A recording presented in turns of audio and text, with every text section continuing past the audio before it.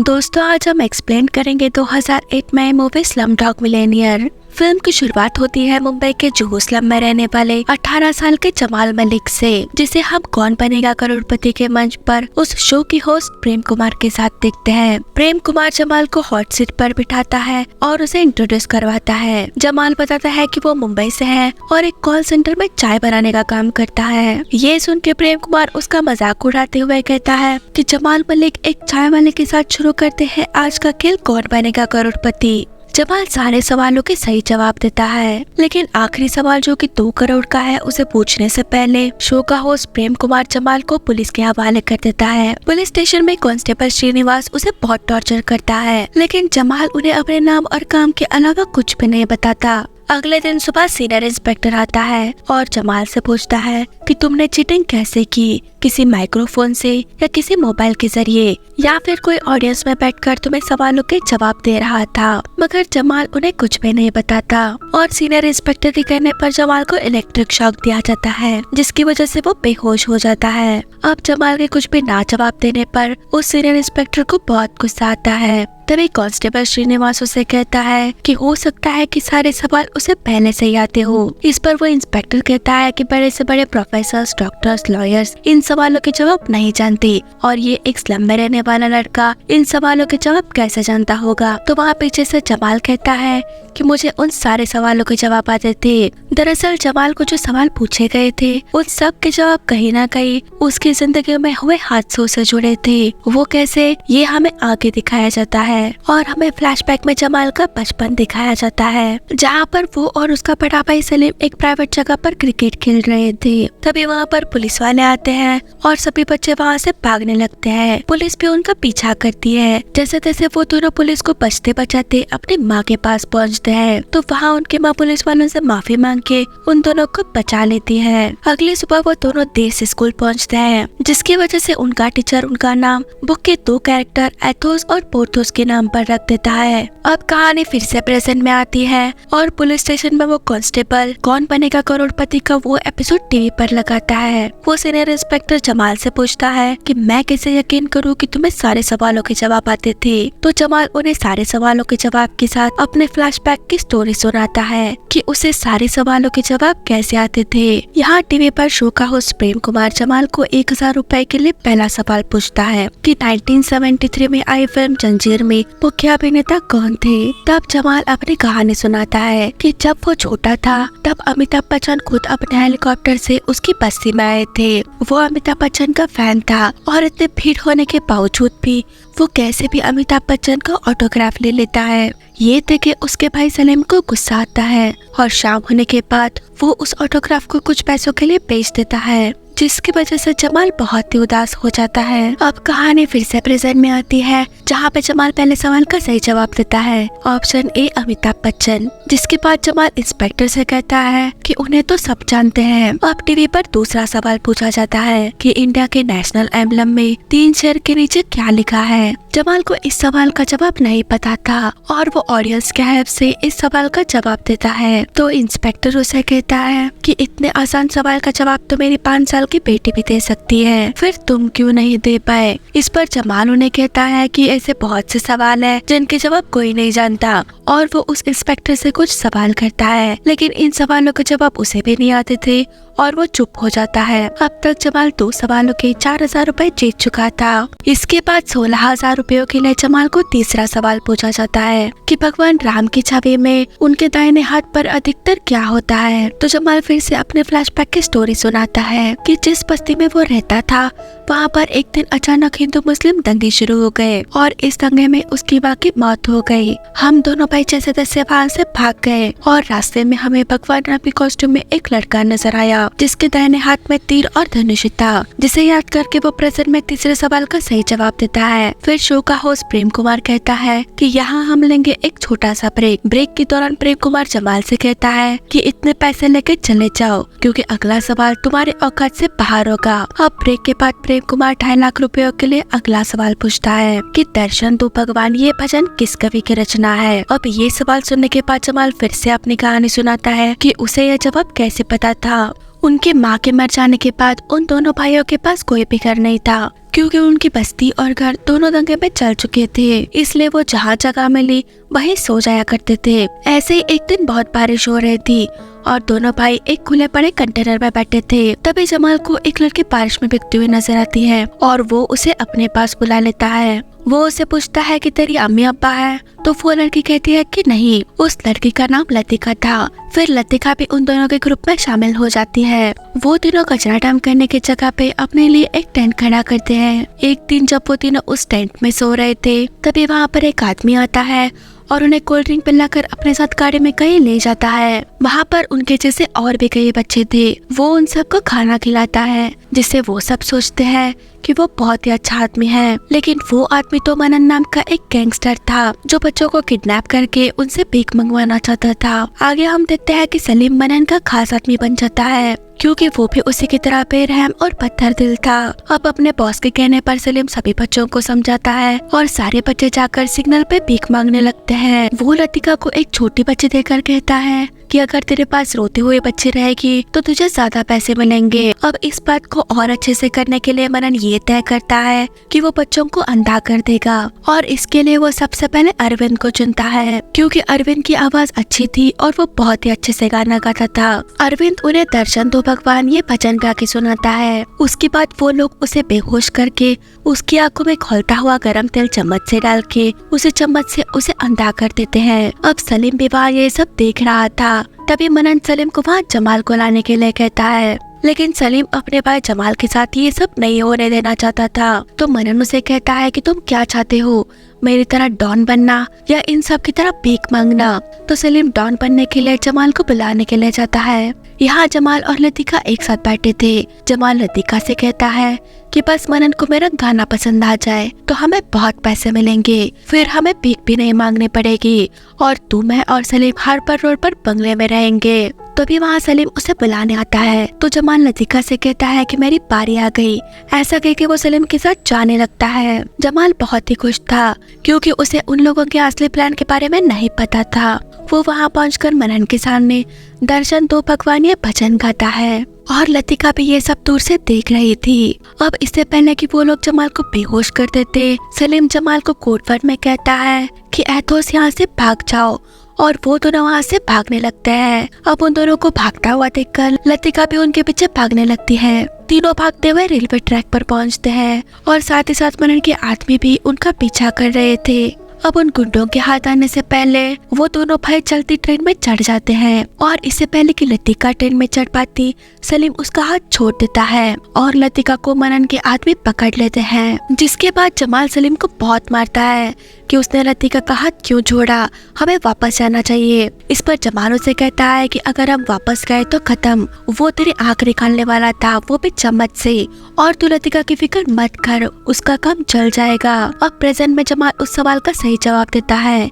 Option A Surdas और 2.5 लाख रुपए जीत लेता है। आगे जमाल के सामने 10 लाख रुपयों के लिए अगला सवाल आता है कि 100 अमेरिकन के डॉलर पर किस अमेरिकन राजनेता की तस्वीर है। वहाँ बैठे सारे लोग सोचते हैं कि एक चाय वाले को क्या पता कि 100 डॉलर के नोट पर किसकी फोटो है, लेकिन जमाल इस सवाल का भी सही जवाब देता है कि ऑप्शन सी बेंजामिन फ्रैंकलिन। तो प्रेजेंट में इंस्पेक्टर उसे पूछता है कि तुम्हें इसका जवाब कैसे पता था। फिर जमाल आगे की कहानी सुनाता है कि ट्रेन से भाग जाने के बाद ना ही हमारे पास खाने पीने के लिए पैसे थे और ना ही रहने के लिए घर, तो हम दोनों ट्रेन में ही कहीं सो जाते थे और कुछ सामान बेचकर थोड़े पैसे कमाते थे और कभी कभी तो हम चोरी भी किया करते थे। और ऐसे ही एक दिन खाना चुराते वक्त हमें एक फैमिली ने पकड़ लिया और हमें धक्का दे दिया, जिस वजह से हम नीचे गिर गए और जहाँ पर हम गिरे वहाँ से हमें ताजमहल दिखाई दिया। अब ये दोनों भाई थोड़े बड़े भी हो चुके थे और धीरे धीरे जूते चुरा के और टूर गाइड बन के बहुत ही पैसे कमाने लगते हैं।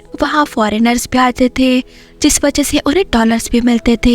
लेकिन जमाल लतिका को नहीं भूल पाया था और उसकी जिद की वजह से दोनों भाई वापस मुंबई चले आते हैं। यहाँ आके वो दोनों लतिका को बहुत ढूंढते हैं पर वो उन्हें कहीं नहीं मिलती। एक दिन जमाल जब किसी सबवे से जा रहा था, तभी उसे वहाँ अरविंद मिलता है, जिसे मनन ने अंधा कर दिया था। वो वहाँ खड़ा होकर गाना गा के भीख मांग रहा था। तो जमाल अरविंद को 100 डॉलर के नोट देता है और जमाल की आवाज से अरविंद उसे पहचान लेता है। दोनों के बीच थोड़ी बातें होती है। बातों बातों में अरविंद उसे बताता है कि इस नोट पर बेंजामिन फ्रैंकलिन की फोटो है। जमाल उसे लतिका का पता पूछता है तो अरविंद उसे बताता है कि वो पिला स्ट्रीट पे मिलेंगी। आजकल वहाँ उसे चेरी कहते हैं। इसी वजह से जमाल को उस सवाल का जवाब पता था।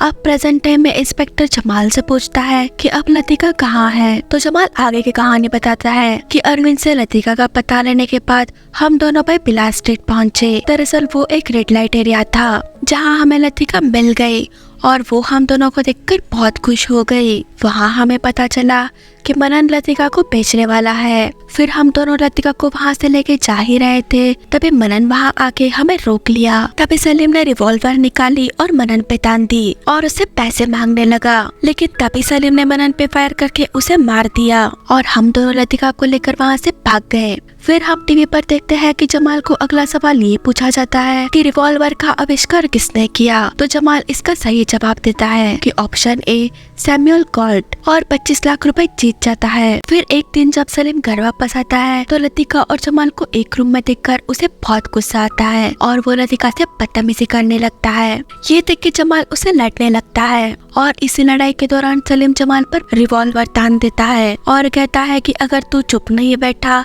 तो मेरी कोल्ट 45 रिवॉल्वर चल जाएगी। तो जमाल को बचाने के लिए लतिका सलीम के साथ चली जाती है। यहाँ प्रेजेंट में इंस्पेक्टर जमाल से पूछता है कि तू केबीसी कैसे पहुंचा। तो जमाल बताता है कि लतिका के सलीम के साथ जाने के बाद मैं वहाँ से चला गया और एक कॉल सेंटर में काम करने लगा। मुझे लतिका और सलीम के बारे में कुछ भी नहीं पता था। वो आगे बताता है कि कौन बनेगा करोड़पति की टेलीकॉम लाइन मेरे ही कॉल सेंटर में काम करने वाले एक आदमी ने लगाई है। उसने मुझे बताया था कि जब प्रेम कुमार इफ बोलता है तभी कॉल करना चाहिए, तब तुम्हें केबीसी में जाने का मौका मिल जाएगा। और वो ऐसे ही केबीसी में सिलेक्ट हुआ था। फिर हम देखते हैं कि जमाल को कॉल सेंटर में उसका दोस्त कहता है कि तुम मेरी सीट पर बैठ जा। तो जमाल उसकी सीट पर बैठ जाता है और वहाँ एक लंदन का कॉल अटेंड करता है। बाद में वो वहाँ लतिका और सलीम के बारे में सर्च करता है, जहाँ पे उसे सलीम का फोन नंबर मिल जाता है। यहाँ प्रेजेंट में जमाल से 50 लाख रुपयों के लिए ये सवाल पूछा जाता है कि कैम्ब्रिज सर्कस यूके की कौन सी सिटी में है। तो जमाल वो ऑप्शन देख के बताता है कि ऑक्सफोर्ड सर्कल लंदन में है, इतना तो मैं जानता हूँ। और एक बोट रेस होती है ऑक्सफोर्ड और कैम्ब्रिज के बीच, तो हो सकता है कि एक कैम्ब्रिज सर्कस भी हो। तो जवाब है ऑप्शन डी लंदन और वो 50 लाख रुपए जीत जाता है। जिसके बाद प्रेम कुमार उसे कहता है कि कुछ घंटों पहले तुम कॉल सेंटर में चाय बेचते थे और अगर अब तुम चाहो तो उन सबको जॉब भी दे सकते हो। यहाँ जमाल के फ्लैशबैक में जमाल सलीम से फोन पे बात करने के बाद उसे मिलने के लिए जाता है। सलीम जमाल से माफी मांगकर फिर से साथ रहने के लिए कहता है। वहाँ उसे पता चलता है कि सलीम जावेद भाई के लिए काम करता है। वो सलीम से पूछता है कि लतिका कहाँ है, तो वो उसका कुछ भी जवाब नहीं देता। लेकिन अगले दिन सलीम के निकलने के बाद जमाल उसका पीछा करता है और गैंगस्टर जावेद भाई के घर पहुँचता है, जहाँ उसे लतिका नजर आती है। वो वहाँ पर जावेद भाई की वाइफ बनकर रह रही थी। अब अपने चालाकी से जमाल घर के अंदर चला जाता है।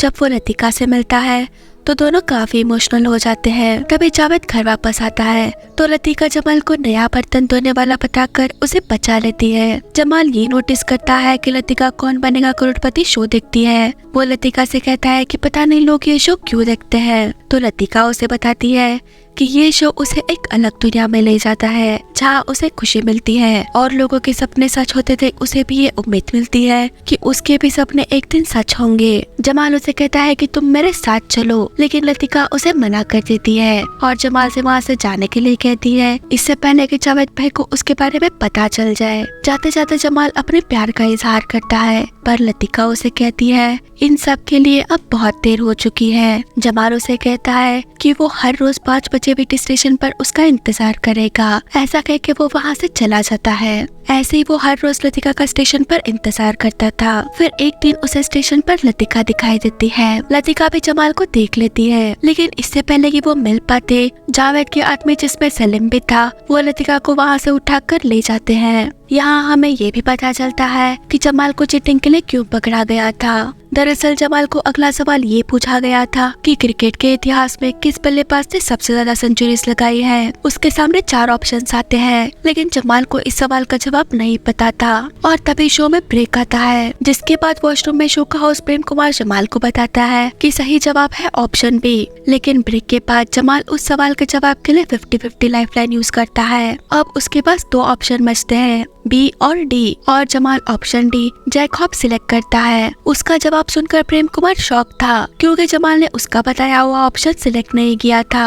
ऑप्शन डी को लॉक किया जाता है और वो सही जवाब था और जमाल 1 करोड़ रुपए जीत जाता है। दरअसल प्रेम कुमार ने जमाल को हराने के लिए उसे गलत आंसर बताया था। इसके बाद उस दिन का शो का टाइम खत्म हो जाता है और आखिरी सवाल 2 करोड़ रुपयों के लिए कल पूछा जाना था, जिसके बाद बैक स्टेज में प्रेम कुमार जमाल को पुलिस के हवाले कर देता है, क्योंकि जमाल ने कहा था कि उसे जवाब नहीं आता और प्रेम कुमार के जवाब बताने के बावजूद भी उसने सही जवाब दिया था। इसीलिए उसे लग रहा था कि वो जरूर चीटिंग कर रहा होगा। अब प्रेजेंट में इंस्पेक्टर जमाल की कहानी सुन के कहता है, तुम्हारी कहानी थोड़ी अजीब तो है, पर फिर जमाल कहता है, क्योंकि मैं झोपड़पट्टी से हूँ, चाय वाला हूँ, इसलिए झूठा हो, यही ना। इस पर इंस्पेक्टर उसे कहता है कि ज्यादातर तुम लोग झूठे होते हो, पर तू झूठ नहीं बोल रहा, ये बात पक्की है, तू आदमी सच्चा है। और जमाल का इंटरोगेशन रोक दिया जाता है। जमाल इंस्पेक्टर को कहता है कि पता नहीं वो लोग लतिका को कहाँ ले गए हैं, और मैंने केबीसी शो में इसीलिए पार्टिसिपेट किया था क्योंकि मुझे लगा था कि वो ये शो देख रही होगी। इसके बाद हमें फ्लैशबैक में दिखाया जाता है कि जावेद के गुंडों ने लतिका को उठाने के बाद वो भागते हुए जावेद के घर जाता है, पर वहाँ कोई नहीं होता। वो सब लोग तो एक दूसरे घर में होते हैं और हर न्यूज चैनल में जमाल के बारे में ही दिखाया जा रहा था कि कैसे एक स्लम के लड़के ने केबीसी में 1 करोड़ रुपए जीते। लतिका और सलीम भी ये न्यूज देख रहे थे। सलीम अपने भाई की जीत से खुश था, उसे अपनी गलतियों का एहसास होता है और वो लतिका को गाड़ी की चाबी देता है वहाँ से भाग जाने के लिए। वो लतिका से कहता है कि तुम्हें दोबारा ऐसा मौका नहीं मिलेगा और मैंने तुम्हारे साथ जो भी किया उसके लिए मुझे माफ कर देना। वो लतिका को जाते वक्त अपना मोबाइल भी देता है। लतिका उसे कहती है कि जावेद तुम्हें मार देगा, तो सलीम उसे कहता है कि तुम उसकी फिक्र मत करो, मैं उसे संभाल लूंगा। जिसके बाद लतिका वहाँ से भाग जाती है। अब शाम हो गई थी और शो के शुरू होने का टाइम हो चुका था। पुलिस वाले जमाल को गाड़ी में बिठा के केबीसी के सेट की तरफ ले जा रहे थे। जाते समय कुछ लोग गाड़ी की खिड़की में से जमाल को पहचान जाते हैं और उसे चीट कराने के लिए कहते हैं। इधर सारे घरों में, टीवी शोरूम में, सारे बस्तियों में और जमाल के कॉल सेंटर में भी केबीसी शो देखने के लिए लोग टीवी के सामने बैठे थे। और दूसरी तरफ लतिका एक ट्रैफिक जाम में फंस जाती है, तो वो गाड़ी को वहीं छोड़ के पास के घर में केबीसी देखने लगती है। इधर केबीसी शो शुरू हो जाता है और प्रेम कुमार जमाल को 2 करोड़ रुपयों के लिए आखिरी सवाल पूछता है कि Alexander the musky book the 3 musketeers में 2 मस्केटियर्स का नाम है एथोस और पोर्थोस, तीसरे मस्केटियर्स का नाम क्या है। जमाल ये सवाल सुन के हंसने लगता है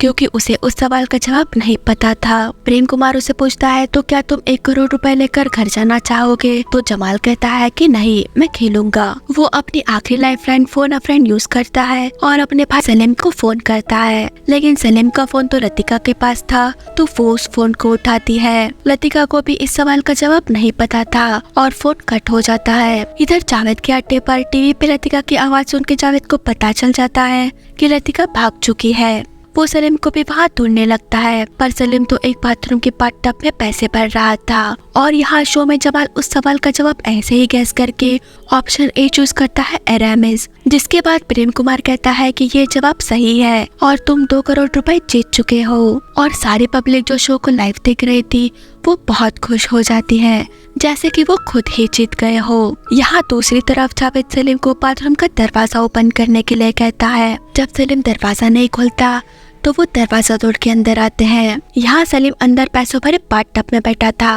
और जैसे ही वो लोग दरवाजा तोड़ के अंदर आते हैं तो सलीम जावेद पे गन फायर करता है। ये देख के जावेद के गुंडे भी वहाँ आके सलीम को उस पैसों भरे टब में मार डालते हैं। इधर जमाल शो जीतने के बाद बीटी स्टेशन पे बैठा था लतिका का इंतजार करते हुए। उसे तो ये भी नहीं पता था कि वो कहाँ है। लतिका भी भागते हुए बीटी स्टेशन पर पहुंचती है और दोनों एक दूसरे को देखकर बहुत खुश हो जाते हैं। फिल्म की शुरुआत में हमें एक सवाल दिखाया गया था कि जमाल ने ये शो कैसे जीता था। Option A, he cheated, option B, he's lucky, option C, he's genius, option D, it's written। और फिल्म के आखिर में हमारे सामने ये जवाब आता है कि ऑप्शन डी, इट्स रिटर्न, क्योंकि जमाल की किस्मत में ही ये लिखा हुआ था।